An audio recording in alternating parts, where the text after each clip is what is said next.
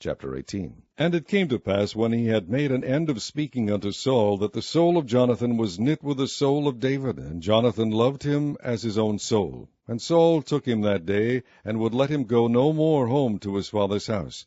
Then Jonathan and David made a covenant, because he loved him as his own soul. And Jonathan stripped himself of the robe that was upon him, and gave it to David, and his garments, even to his sword, and to his bow, and to his girdle.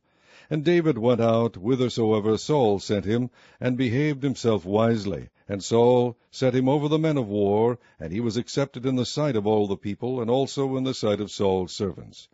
And it came to pass, as they came, when David was returned from the slaughter of the Philistine, that the women came out of all cities of Israel, singing and dancing, to meet King Saul, with tabrets, with joy, and with instruments of music. And the women answered one another as they played, and said, Saul hath slain his thousands, and David his 10,000s.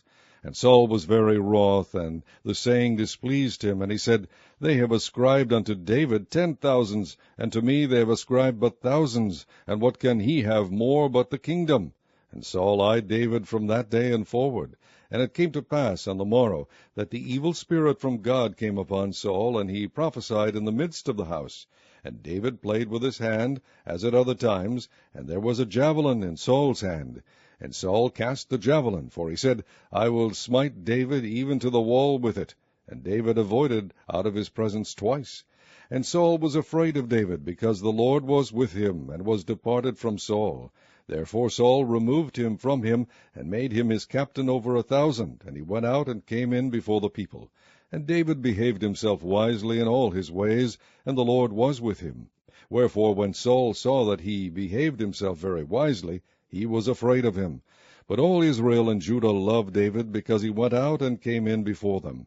And Saul said to David, Behold, my elder daughter Merab, her will I give thee to wife. Only be thou valiant for me, and fight the Lord's battles. For Saul said, Let not mine hand be upon him, but let the hand of the Philistines be upon him. And David said unto Saul, Who am I, and what is my life, or my father's family in Israel, that I should be son-in-law to the king? But it came to pass at the time when Merab Saul's daughter should have been given to David, that she was given unto Adriel the Maholathite to wife. And Michal, Saul's daughter, loved David, and they told Saul, and the thing pleased him.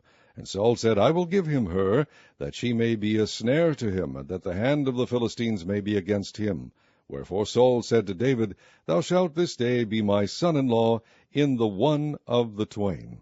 And Saul commanded his servants, saying, Commune with David secretly, and say, Behold, the king hath delight in thee, and all his servants love thee. Now therefore be the king's son-in-law. And Saul's servants spake those words in the ears of David. And David said, Seemeth it to you a light thing to be a king's son-in-law, seeing that I am a poor man and lightly esteemed? And the servants of Saul told him, saying, On this manner spake David. And Saul said, Thus shall ye say to David, The king desireth not any dowry, but 100 foreskins of the Philistines, to be avenged of the king's enemies. But Saul thought to make David fall by the hand of the Philistines. And when his servants told David these words, it pleased David well to be the king's son-in-law, and the days were not expired. Wherefore David arose and went, he and his men, and slew of the Philistines 200 men. And David brought their foreskins, and they gave them in full tale to the king, that he might be the king's son-in-law. And Saul gave him Michal his daughter to wife. And Saul saw and knew that the Lord was with David, and that Michal Saul's daughter loved him. And Saul was yet the more afraid of David, and Saul became David's enemy continually. Then the princes of the Philistines went forth, and it came to pass after they went forth that David behaved himself more wisely than all the servants of Saul, so that his name was much set by.